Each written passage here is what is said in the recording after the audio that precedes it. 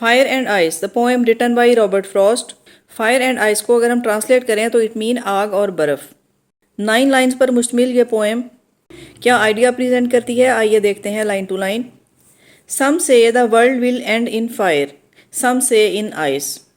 इन opening lines में Robert Frost pronoun some use करते हैं कि some say it mean it is not personal opinion और idea, it is a collective idea of majority और it is an accepted point of view कि कुछ लोगों का ख्याल है कि आग इस दुनिया को तबाह कर देगी या ये दुनिया आग में ख़त्म हो जाएगी। फायर इस दुनिया को ख़त्म कर देगी और यह दुनिया आग से जलकर तबाह हो जाएगी। सम से इन आइस, जबकि कुछ का ख्याल है कि आइस यानी कि बर्फ़। अब यहाँ इतना ही बयान किया गया है कि some say in ice but it mean कि some say the world will end in ice but the reader can understand that the idea continues in this line कि ऐसा बर्फ से होगा। आइस यानी आइस इस दुनिया को ख़त्म करेगी, ये वर्ल्ड एंड होगी, ख़त्म होगी, तो जो चीज़ इसे ख़त्म करेगी वो आइस है। We can see in these lines that two opposite things fire and ice, दो opposite things can perform the same function. Although fire and ice are opposite but they have the ability to perform the same action, both can destroy this world or the world can be destroyed with these things fire or ice। क्या ये दुनिया fire से भी खत्म हो सकती है और आइस भी इस दुनिया को खत्म कर सकती है। अगरचे ये दो अपोजिट थिंग्स हैं but they have the same ability of destruction, they can perform the same action, they can destroy the world। From what I have tasted of desire I hold with those who favour fire. देखिए इन lines में personal pronoun आई का इस्तेमाल है। यहाँ narrator personal pronoun आई का इस्तेमाल करते हुए कहता है from what I have tested, कि जो मैं टेस्ट कर चुका हूँ, जो टेस्ट मैं जानता हूँ। किस चीज़ का test? Test of desire. Desire strong patience, strong emotions. जहाँ तक मैं डिज़ायर का जायका चख चुका हूँ और मैं इस टेस्ट को जानता हूँ। यहाँ इस बात को ध्यान में रखिए कि फायर सिम्बोलाइजेज डिज़ायर। पोइट्री में आमतौर पर डिज़ायर को सिंबलाइज किया जाता है फायर। अब नरेटर पर्सनल प्रोनाउन आई इस्तेमाल करते हुए कहता है कि जहां तक मैं इस डिज़ायर को जानता हूं, मैं I hold with those who favour fire.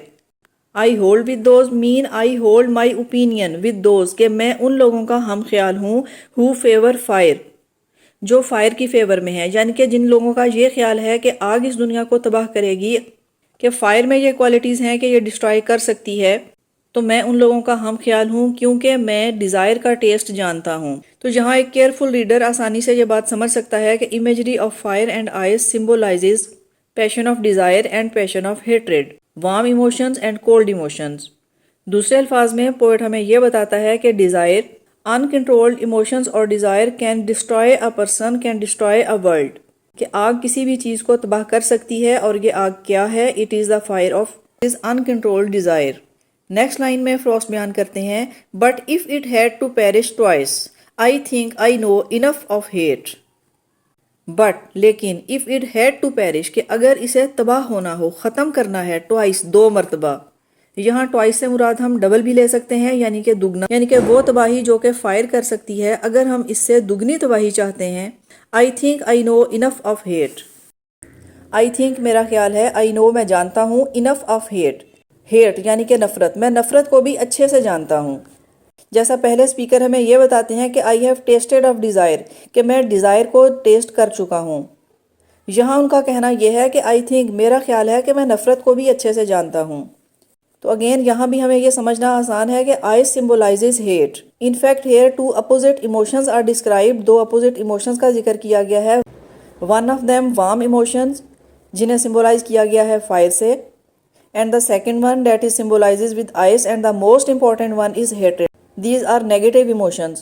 और उनका कहना है कि आइस यानी कि ये हेट्रेड, ये नफ़रत दुगनी तबाही ला सकती है। वो तबाही जो कि फायर से हो सकती है, हेट उससे डबल तबाही का बायस बन सकती है।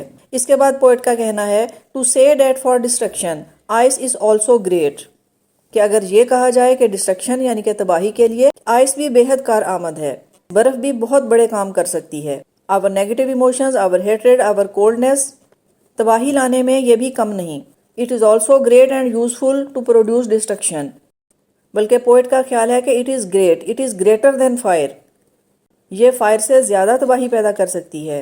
एंड वुड सफिस, और यकीनी तौर पर यह बहुत काफ़ी है, इसे किसी दूसरी चीज़ या किसी हेल्प की ज़रूरत नहीं है। It is sufficient. तो अब आप समझ सकते हैं स्टार्ट में पोएट जो टू डिफरेंट थिंग्स बयान करते हुए टू डिफरेंट आइडियाज़ प्रेजेंट करते हैं, कि या तो फायर इस दुनिया को ख़त्म कर सकती है या फिर आइस, लेकिन फर्दर इस चॉइस की ज़रूरत नहीं रहती, because both can bring the same results. इस पोएम में रॉबर्ट फ्रॉस्ट बहुत कॉमन इमेजरी को यूज़ करते हुए बहुत यूनिक आइडिया प्रेजेंट करते हैं। वो स्ट्रेट फॉरवर्ड ये मैसेज देते हैं कि emotions are destructive when they are too extreme and destructive enough even to end the world, कि कोई से भी इमोशन जब अपनी एक्सट्रीम पे होंगे तो वो डिस्ट्रक्टिव होंगे। If the emotions are violent they are sufficient to destroy the world.